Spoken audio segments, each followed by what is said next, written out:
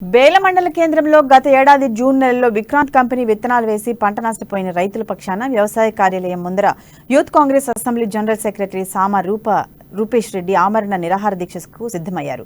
విషయం తెలుసుకున్న పోలీసులు సామ రూపేష్ రెడ్డిని ముందస్తుగా అరెస్ట్ చేసి పోలీస్ స్టేషన్ కు తరలించారు. పోలీస్ స్టేషన్లో జైనత్ సిఐ కోలా నరేష్ వ్యవసాయ అధికారులను పిలిచి నేటి వరకు డబ్బులు అందని రైతుల వివరాలను అడిగి తెలుసుకున్నారు. దీంతో పాటు విక్రాంత్ సీడ్స్ కంపెనీ వారితో మాట్లాడి వారం రోజుల్లో నష్టపోయిన రైతుల వ్యక్తిగత ఖాతాకు జమ చేసేలా చూస్తామని హామీ ఇవ్వడంతో దీక్షను విరమించారు.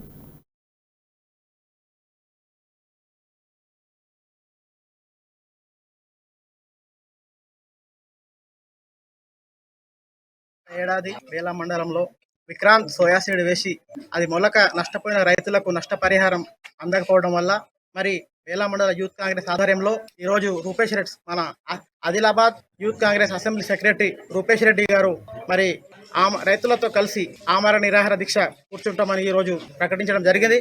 కానీ మరి మన జైన సిఐ కోలా నరేష్ సార్ గారి చొరవతో వారు ఈ వ్యవసాయాధికారులతో మాట్లాడి వాళ్ళు రాబోయే 15 రోజులలో ప్రతి రైతుకు నష్టపరిహారం అందేలా చూస్తామని హామీ ఇచ్చారు. వారి హామీ మేరకు ఈరోజు మేము ఆమరణ నిరాహార దీక్ష తాత్కాలికంగా వాయిదా వేస్తున్నాము.